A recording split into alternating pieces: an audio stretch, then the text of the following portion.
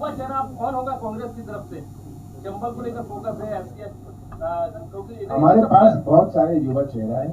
हाँ, हमारे पास बहुत अनुभवी चेहरे, युवा चेहरे, केवल युवा चेहरे से नहीं पर अनुभवी चेहरे से भी। कमलनाथ जी एक बात कमलनाथ जी, एक सवाल ये है कि आपकी सरकार हम मान रहे आ रही है, लेकिन आप उसके आगे आपने उसके मुकाबले के लिए संभावित संकट से निपटने के लिए क्या उपाय किए हैं कि फिर कोई तोड़फोड़ करके आपकी सरकार को माफी और ये लोग गिराना? मेरा ये विश्वास है कि तोड़ फोड़ करने की जैसा रिजल्ट आएगा, तोड़ फोड़ करने की कोई गुंजाइश नहीं बचेगी।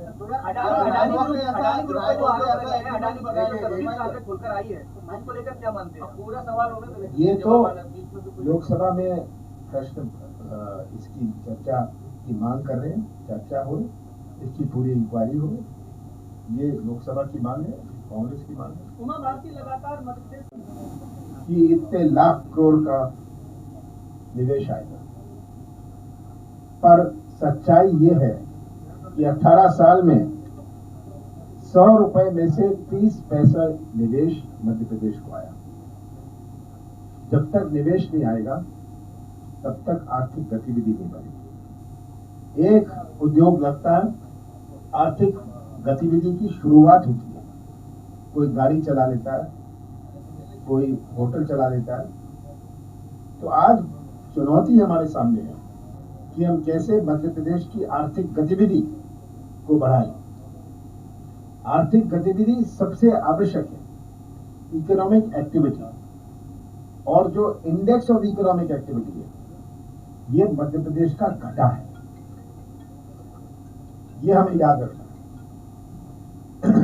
तो मैं इतना ही कहना चाहता हूं कि ये नाटक नौटंकी मुंह चलाने से प्रदेश नहीं चल सकता।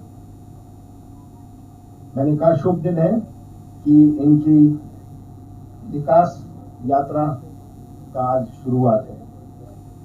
ये जनता को हिसाब नहीं दे पाए, गवर्नमेंट मशीनरी को, गवर्नमेंट पैसे से इन्होंने तो बाकी आदेश निकाले हैं, आप सबने देखे होंगे। इस स्थान पर ये अधिकारी रहेंगे, इस स्थान पर ये अधिकारी रहेंगे।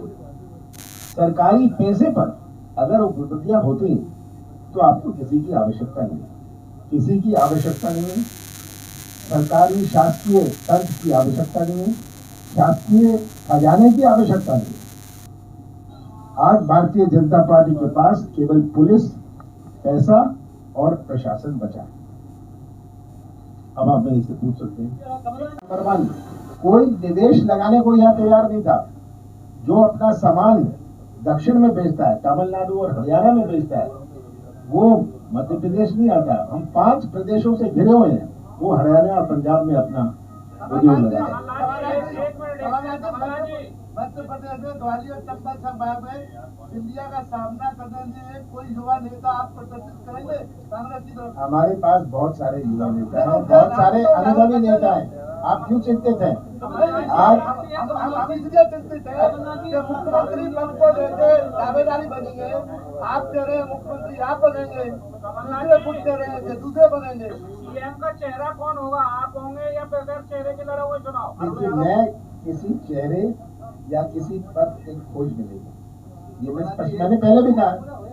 हाँ, मैंने बहुत कुछ अपने जीवन में प्राप्त कर लिया। अब मैं मध्य प्रदेश का भविष्य सुरक्षित रखना चाहता हूँ, ये मेरा लक्ष्य है। चंबल अंचल से पिछली बार की तरह जैसे 18 में बाकी टिकट किया था, इस बार कुछ स्ट्रेटजी बदले की संगठन का कार्यकर्ता होगा। हम उनको टिकट देंगे जो जीतने वाले हैं, जो जीतने वाले हैं। हम सबसे चर्चा करके, अपने साथियों से चर्चा करके, सर्वे करके, और जो हमारा विजन है, हम अपना जो घोषणा पत्र है, घोषणा पत्र में हमारा वचन पत्र है, हम इसके बारे में मैं अभी चर्चा नहीं करना चाहता।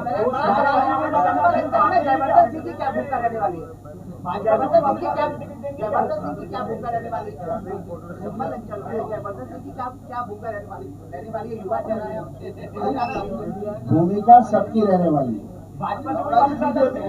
दिग्विजय सिंह की रहने वाली है, गोविंद सिंह की रहने वाली है, लाखन की रहने वाली है। हम सब इनके अनुभव। एक सवाल है, बीजेपी के कई जो पार्टी में अंदर भीतर का चल रहा है, उसको लेकर आपसे संपर्क में है, वो यहाँ आना चाहते हैं, तो ऐसे बारे में आप पार्टी लाइन आपकी क्या तय करेगी? हमने कोई पार्टी लाइन नहीं तय करी, ये हमारे स्थानीय नेता तय करेंगे। आप वेलकम मोड में हैं, आए तो अरे हमारे स्थानीय नेता तय करेंगे। ये बात ऊपर से हमने कर ली, ये सिस्टम स्टाइल मेरा नहीं है। चलिए, बहुत बहुत धन्यवाद आप सबका। शिवराज सिंह भिंड में थे और उसमें सिंधिया और नरेंद्र सिंह तोमर ग्वालियर अंचल में ही थे। ग्वालियर चंबल अंचल का कार्यक्रम था, उसमें दोनों ने ढंग से हाथ ले गए। ये वो जाने, मैं इस चक्कर में क्यों पड़ूं? कौन था कौन नहीं था, ये उनकी मुसीबत। अरे भाई, ये उनकी तकलीफ है, ये उनकी मुसीबत है, ये उसको अपने आप निपटाएं। शक्ति प्रदर्शन आज हुआ है, आपने कांग्रेस के नेताओं ने शक्ति प्रदर्शन किया है, कोई शक्ति प्रदर्शन नहीं, योगेश सिंह तोमर वगैरह मैंने कोई शक्ति प्रदर्शन नहीं किया। मैं शक्ति प्रदर्शन के पक्ष पे नहीं हूँ। मैं यहाँ रविदास जयंती के लिए आया और स्वागत होता है, सबने अपना स्वागत किया, सब में उत्साह था। उत्साह और जोश देखकर मुझे भी बल और शक्ति मिली।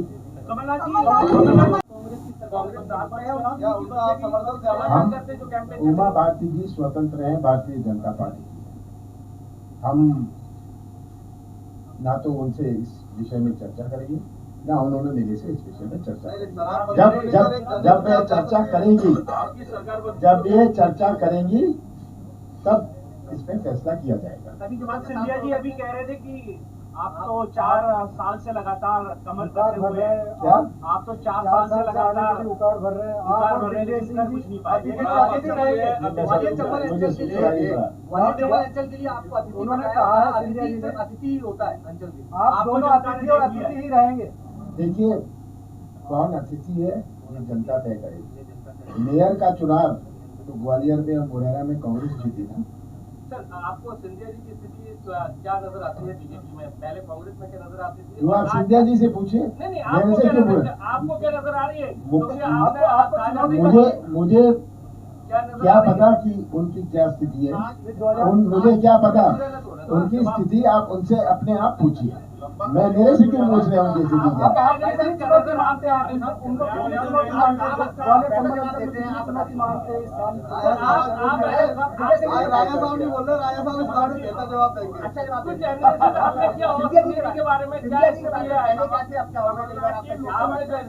महाराज की बात कर रहे हैं, भाई साहब की बात कर रहे हैं। चलिए, हाँ, और पूछिए। एक सवाल सिंधिया को लेकर, ये क्या लंबी पारी खेलेंगे आप? कुछ वापसी की उम्मीद आपको लगती है उनकी? देखिए, मेरे साथी रहे हैं, मेरे उनसे अच्छे संबंध रहे हैं। आप देखिए, राजनीति अलग है, मेरे संबंध उनसे बहुत पुराने हैं, माधवराव सिंधिया जी के समय से हैं। हमारे एक दूसरे के घर आना जाना था, पर उनके राजनीतिक विचार बदल गए, तो उनकी राजनीतिक विचार से मैं सहमत नहीं हूँ, पर उनके राजनीतिक विचार उनके, हमारे राजनीतिक विचार। आपने कहा कि वो तोप नहीं है, 2 सीटें हार गए जी मुरैना और ग्वालियर। उनने भी फिर जवाब दिया कि घोटाले की 15 महीने की सरकार। देखिए, जो घोटाले थे आज जनता गवाह है, ये खुली पट्टी है, इसमें कोई बात छिपी नहीं है। कैसे सरकार चली हमारी, इन परिस्थितियों में जब मैंने सरकार संभाली, कांग्रेस की सरकार आई, हमने अपनी नीति और नीयत का परिचय दिया। आत्महत्या में, किसानों की आत्महत्या में मध्य प्रदेश नंबर 1, याद रखिएगा, 2018 का दिसंबर। बेरोजगारी में नंबर 1, व्यापार में नंबर 1। करोड़ से ज्यादा कर्जे में है। कांग्रेस की सरकार आने के बाद इसका प्रबंधन कैसे करेगी? क्योंकि पहले भी आप कहते रहे कि केंद्र पैसा नहीं देता जब आपकी सरकार थी। इन्होंने जो कर्जा लिया है, इतिहास में किसी प्रदेश ने इतना कर्जा नहीं लिया। और ये कर्जे का किया क्या रिक्त स्थान भरे, इससे बड़े बड़े ठेके दिए। बड़े बड़े ठेके देने का मतलब क्या?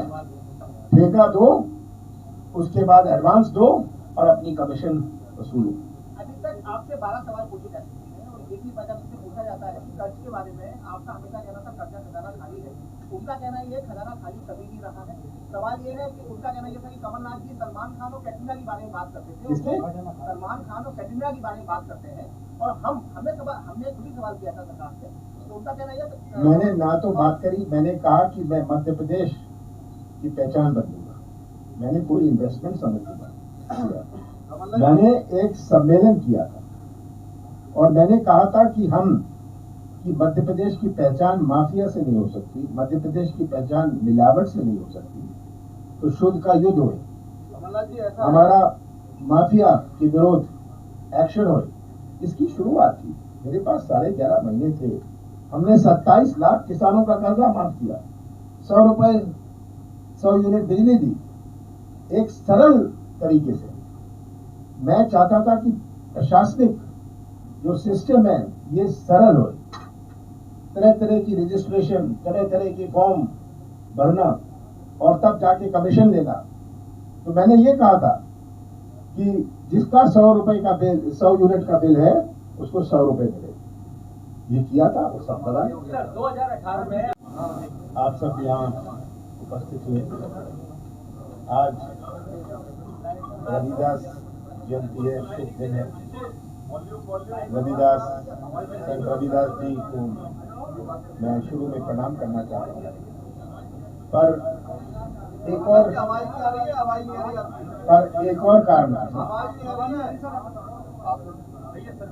एक और कारण एक शुभ दिन है, क्योंकि आज शुरुआत हुई है भाजपा की विकास यात्रा।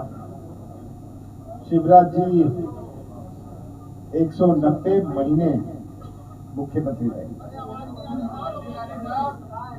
215 महीने भारतीय जनता पार्टी की सरकार रही और 190 महीनों में हर महीने शिवराज जी इस यात्रा में हिसाब दें कि उन्होंने मुंह चलाने के अलावा और क्या कार्य किया। मुंह चलाने में और प्रदेश चलाने में बहुत अंतर होता है। मेरे से प्रश्न पूछते हैं कि मैंने 15 महीनों में क्या किया।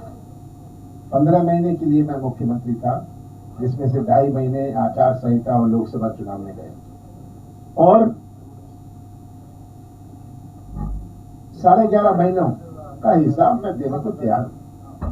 जनता, मध्य प्रदेश की जनता मेरी गवाह है। किस तरह से सत्यानाश हुआ हमारे नौजवानों के भविष्य का, हमारे कृषि क्षेत्र का, हमारे छोटे व्यापारियों के कार्यों का, ये आज मध्य प्रदेश की जनता गवाह है। और मुझे पूरा विश्वास है कि 7 महीने बाद मध्य प्रदेश के मतदाता प्रदेश की तस्वीर अपने सामने रखकर प्रदेश का भविष्य सुरक्षित रखेंगे, नौजवानों का भविष्य सुरक्षित रखेंगे, किसानों का भविष्य सुरक्षित रखेंगे। हमारे प्रदेश की 70% अर्थव्यवस्था कृषि क्षेत्र पर आधारित है। आज अगर ग्वालियर में बाजार चलता है, गांव में किराने की दुकान चलती है, ये तभी संभव है जब किसानों की जेब में पैसा हो। 70%, जब मैं कहता हूं अर्थव्यवस्था, 70% किसान नहीं, मजदूर हैं, ट्रैक्टर चलाते हैं, उनकी मरम्मत करते हैं। ये आज प्रदेश की तस्वीर है। और ये नाटक नौटंकी, इन्होंने अभी इन्वेस्टमेंट समिट किया, ये 6वां इन्वेस्टमेंट समिट था। देखिए, आज ग्वालियर में बहुत चहलकदमी थी। माननीय कमलनाथ जी, दिग्विजय सिंह जी का दौरा यहाँ पर था संत रविदास जी की जयंती पर। साथ ही साथ यहाँ शिवराज सिंह जी का भी दौरा था, सिंधिया जी का भी दौरा था, स्थानीय अन्य मंत्री थे। लेकिन कमलनाथ जी की मैं कहूँगा कि आभा के आगे और जिस प्रकार का कार्यक्रम हमारा सफल हुआ है, आज निश्चित रूप से भारतीय जनता पार्टी के जो भी कार्यक्रम थे बिल्कुल विफल हो गए, फ्लॉप हो गए। और इसी कारण से द्वेष की भावना से उन्होंने नगर निगम को आदेशित किया कि माननीय कमलनाथ जी के पोस्टर बैनर तुरंत प्रभाव से निकाले जाएं। आप पोस्टर बैनर तो निकाल सकते हो, लेकिन जनता के मन से कमलनाथ जी और कांग्रेस को नहीं निकाल पाओगे। तो क्या लगता है कि कहीं ना कहीं सरकार के साथ साथ जो प्रशासन है वो भी एक तरीके से देखिए, भारतीय जनता पार्टी तो हमेशा से सरकारी मशीनरी का उपयोग करती है। जिस प्रकार की वो विनाश यात्रा निकाल रहे हैं, उस विनाश यात्रा में भी वो सरकारी मशीनरी का संपूर्ण दुरुपयोग कर रहे हैं, क्योंकि वो एक जन कल्याणकारी सरकार या पार्टी नहीं है, वो एक इवेंट मैनेजमेंट पार्टी है। इसलिए वो बिल्कुल दुरुपयोग करते हैं सरकारी मशीनरी का। बिल्कुल करें, 7 महीने और करें, उसके बाद जनता उनको जवाब देगी। क्या आपको लगता नहीं भैया इस तरह के आयोजन अब ग्वालियर में लगातार होते रहेंगे और नगर निगम दबाव में जिस तरह से काम कर रही है, कांग्रेस को इस पे एक्शन लेने जा रही है, कुछ करेगी? देखिए, कांग्रेस बिल्कुल किसी प्रकार का कोई एक्शन नहीं लेगी, क्योंकि एक्शन अब लेना है तो जनता को लेना है। जनता बिल्कुल आतुर बैठी हुई है और हम तो सहिष्णु लोग हैं, बिल्कुल इसका भी स्वागत करते हैं। हाँ, जिस प्रकार की छाप आज कमलनाथ जी और दिग्विजय सिंह जी छोड़ के गए हैं जनता के मन में, उस छाप को कोई नहीं मिटा पाएगा।